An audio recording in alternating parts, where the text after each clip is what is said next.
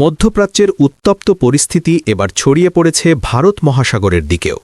ইরানের শক্তিশালী ব্যালিস্টিক ও ক্রুজ মিসাইলের তাণ্ডবে নতুন করে চাঞ্চল্য তৈরি হয়েছে পুরো অঞ্চলে।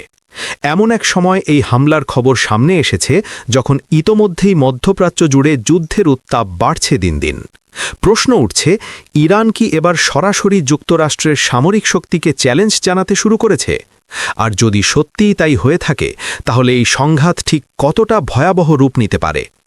সর্বশেষ পাওয়া তথ্য বলছে, ভারত মহাসাগরে অবস্থানরত যুক্তরাষ্ট্রের একটি ডেস্ট্রয়ার বা যুদ্ধজাহাজকে লক্ষ্য করে শক্তিশালী মিসাইল হামলা চালিয়েছে ইরানের সর্বোচ্চ প্রতিরক্ষা বাহিনী ইসলামিক রেভলিউশনারি গার্ড কর্পস বা আইআরজিসি। শত শত কিলোমিটার দূর থেকে পরিচালিত এই হামলা নিয়ে আন্তর্জাতিক মহলে শুরু হয়েছে তীব্র আলোচনা। ইরানের দাবি অনুযায়ী তাদের উপকূল থেকে প্রায় ৬০০ কিলোমিটার দূরে অবস্থান করছিল যুক্তরাষ্ট্রের ওই ডেস্ট্রয়ারটি। ঠিক সেই সময় একটি ট্যাঙ্কার থেকে প্রয়োজনীয় জ্বালানি নিচ্ছিল যুদ্ধজাহাজটি। কিন্তু হঠাৎ করেই আকাশ চিরে ধেয়ে আসে ইরানের শক্তিশালী ক্ষেপণাস্ত্র। আইআরজিসির ভাষ্য অনুযায়ী হামলার সঙ্গে সঙ্গেই মার্কিন যুদ্ধজাহাজটিতে আগুন ধরে যায় এবং সেখানে ব্যাপক আতঙ্ক ছড়িয়ে পড়ে।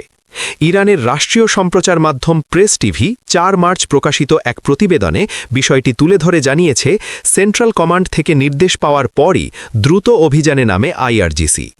এরপর ইরানের গদর সিরিজের ব্যালিস্টিক মিসাইল এবং তালাইয়ে সিরিজের ক্রুজ ক্ষেপণাস্ত্র ব্যবহার করে লক্ষ্যবস্তুতে আঘাত হানা হয়।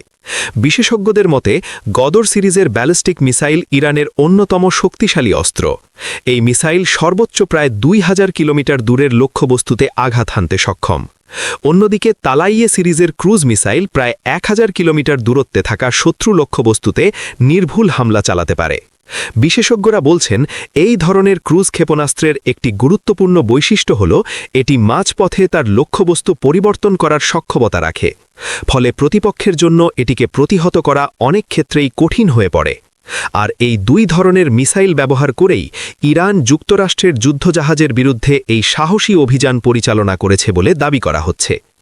এই ঘটনার পর নতুন করে আলোচনায় এসেছে যুক্তরাষ্ট্রের বিমানবাহী রণতরী ইউএসএস আব্রাহাম লিঙ্কনের অবস্থান।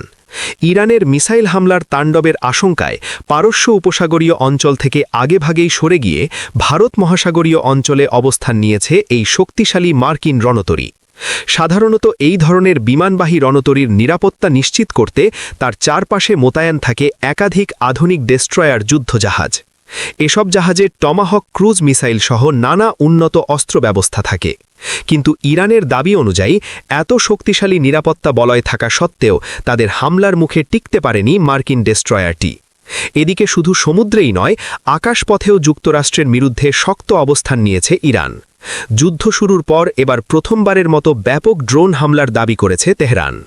কাতার ভিত্তিক সংবাদ মাধ্যম আল জাজিরার এক প্রতিবেদনে বলা হয়েছে, ইরাকে অবস্থিত যুক্তরাষ্ট্রের সামরিক লক্ষ্যবস্তুগুলোর বিরুদ্ধে ২২৩টিরও বেশি আত্মঘাতী ড্রোন ব্যবহার করেছে আইআরজিসি।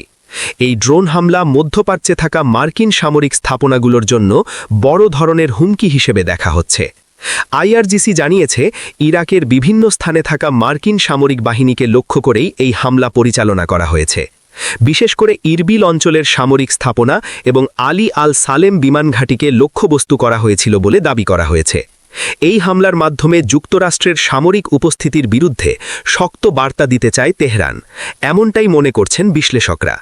তবে পুরো পরিস্থিতি ঘিরে উদ্বেগ বাড়ছে আন্তর্জাতিক অঙ্গনেও। কারণ ইরান যদি একই সঙ্গে সমুদ্রপথ, আকাশপথ এবং আঞ্চলিক ঘাঁটিগুলোতে হামলা জোরদার করে, তাহলে মধ্যপ্রাচ্যের এই সংঘাত আরও বড় যুদ্ধে রূপ নিতে পারে বলে আশঙ্কা করা হচ্ছে। ইতোমধ্যেই বিভিন্ন দেশের কূটনৈতিক মহলে আলোচনা শুরু হয়েছে, এই উত্তেজনা যদি নিয়ন্ত্রণের বাইরে চলে যায়, তাহলে তার প্রভাব পড়তে পারে পুরো বৈশ্বিক নিরাপত্তা ব্যবস্থায়। সব মিলিয়ে পরিস্থিতি এখন অত্যন্ত সংবেদনশীল।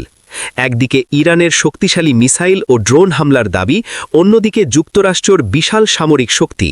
এই দুইয়ের মুখোমুখি অবস্থান পুরো অঞ্চলকে নিয়ে গেছে এক অনিশ্চিত ভবিষ্যতের দিকে। এখন দেখার বিষয়, এই উত্তেজনার আগুন এখানেই থামে নাকি ইরানের প্রতিশোধের আগুন আরও ছড়িয়ে পড়ে নতুন নতুন ফ্রন্টে। আর যদি সেই আগুন আরও বিস্তৃত হয়, তাহলে মধ্যপ্রাচ্যের আকাশে যে বড় ধরনের সংঘাতের ঝড় উঠতে পারে, এমন আশঙ্কাও উড়িয়ে দিচ্ছেন না বিশ্লেষকরা।